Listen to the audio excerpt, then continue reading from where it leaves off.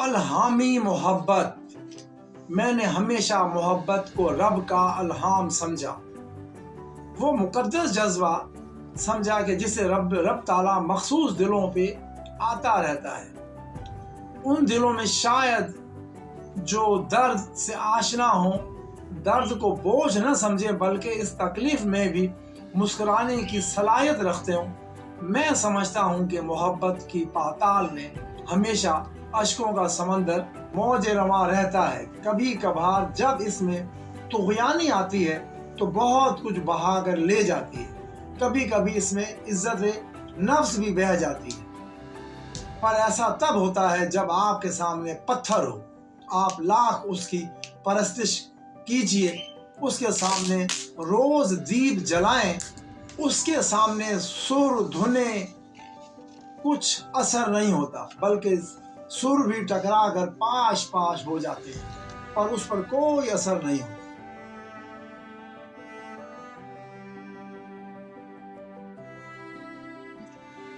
درست انداز میں بڑھنا، مگر یہ کیسے ممکن ہے؟ لڑکے نہیں چاہتے کہ جہیز کے خلاف بولا جائے، لڑکیاں دوسری شادی کی افادیت پر تقریریں نہیں سننا چاہتے، بھائی نہیں چاہتے کہ بہنوں کی وراثت پر بات ہو، سیٹھ لوگوں کو حرام کمائی پر خطاب پسند ہے، بیویاں چاہتی ہیں صرف شوہر کی ذمہ داریاں بیان ہو، شوہر چاہتے ہیں کہ صرف انہی کے حقوق پر بات ہو، والدین حقوق والدین پر خطاب چاہتے ہیں، اور اولاد چاہتی ہے کہ والدین کی تربیت اور ذمہ داریوں پر ہی بات ہونی چاہیے۔ شہری اپنی ریاستی ذمہ داریوں، سیوک سینس پر لیکچر نہیں سننا چاہتے، ریاست صرف اپنے قوانین لاگو کرنا چاہتی ہے۔ عوام کے بنیادی حقوق بارے ریاست لا تعلق ہی رہنا چاہتی ہے، اور پھر سونے پہ سہاگا مسلمان آپس میں اسلحے سے لڑائی کرتے ہیں، مگر اسرائیل یعنی اپنے بدترین دشمنوں سے ہم بد دعاؤں سے لڑتے ہیں۔ ہر شخص خود احتسابی کی طرف آ جائے تو بہت خوب، تربیت یافتہ افراد سے مزین معاشرہ ہی ایک صحت مند قوم اور اعلیٰ ریاستی نظام میں ہائے زندگی کی بنیاد ہوتی ہے۔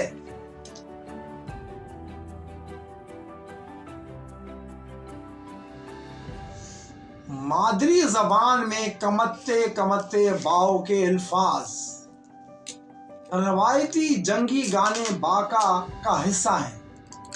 یہ جملے مشہور باکا ہاکا کا میٹ سے لیے گئے ہیں، جو نیوزی لینڈ کی ماوریز قبیلے کے ثقافت کا ایک اہم حصہ ہے۔ یہ گانا ماوری قبیلے کے جنگجوؤں کی طرف سے اتحاد، طاقت اور جوش کا اظہار کرنے کے لیے گایا جاتا ہے۔ کامیٹ کے معنی اور ترجمہ: یہ گانا اصل میں ماوری قبیلے کے ایک رہنما نے تخلیق کیا تھا۔ اس کے چند ابتدائی الفاظ اور ان کا اردو ترجمہ کچھ یوں ہے: میں مر رہا ہوں، میں مر رہا ہوں، میں زندہ ہوں، میں زندہ ہوں۔ یہ وہ مضبوط شخص ہے جس نے سورج کو دوبارہ چمکایا۔ یہ گانا خوف اور موت سے نجات پا کر زندگی کی طرف لوٹنے کے احساس کو ظاہر کرتا ہے، اور یہ جنگ کے میدان میں حوصلہ بلند کرنے کے لیے گایا جاتا ہے۔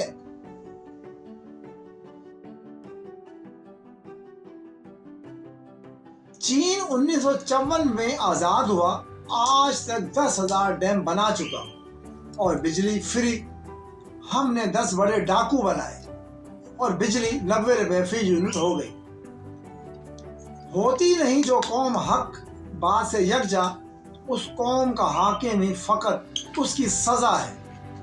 73 سالہ کپتان بزدل قوم کے لیے قربانیاں دے رہا ہے، دنیا کا لیجنڈ بادشاہ بن کر زندگی گزار سکتا ہے، مگر اس کو پاکستان کے لیے کچھ کرنا تھا، اور جو کچھ آج پاکستان نے اس کے ساتھ کیا دنیا یاد رکھے گی۔ پردہ، اسلامی روایات، اسلامی اقدار اور ہمارا معاشرہ۔ پردہ کوئی چوائس نہیں، فیشن نہیں۔ پردہ غربت چھپانے کے لیے نہیں کیا جاتا۔ پردہ غیر استری شدہ کپڑے چھپانے کے لیے نہیں کیا جاتا۔ پردہ جسم چھپانے کے لیے نہیں کیا جاتا۔ آدھے بال باہر نکالنے کا نام پردہ نہیں ہے۔ سر کے اوپر بڑا سا جوڑا سجا کر دیدہ زیب کرنے کا نام نہیں ہے۔ پردہ فن نہیں ہے۔ پردہ مذاق نہیں ہے۔ پردہ تفریح اور فیشن نہیں ہے۔ پینٹ شرٹ کے اوپر قطرن باندھنے کا نام پردہ نہیں ہے۔ چوست اور فٹنگ کے اوپر عبایا پہننے کا نام پردہ نہیں ہے۔ پردہ مسلمان عورت کو امتیازی حیثیت دینے کا نام ہے۔ پردہ اس حکم کا نام ہے جو اہل ایمان کی عورتوں کو دیا گیا۔ پردہ کرنا ہے تو مسلمان عورت ہی کی طرح کریں جیسے پردہ کرنے کا اسے حکم دیا گیا ہے۔ پردہ کوئی کھیل تماشا نہیں کہ جب دل چاہا کیا اور جب دل چاہا اتار دیا۔ اللہ تعالی ہماری سب ماؤں، بہنوں اور بیٹیوں کو پردہ کرنے کی توفیق عطا فرمائے، چونکہ یہ ہماری اسلامی تعلیمات کے ان بنیادی احکامات میں سے ایک حکم ہے، اور ہم پر لازم المظلوم ہے کہ ہم مرد حضرات بھی اپنی ماؤں، بہنوں اور بیٹیوں کو ایسا عمل کرنے کی مکمل آگاہی دیں اور اس پر عمل کروانے میں اپنا کلیدی کردار ادا کریں۔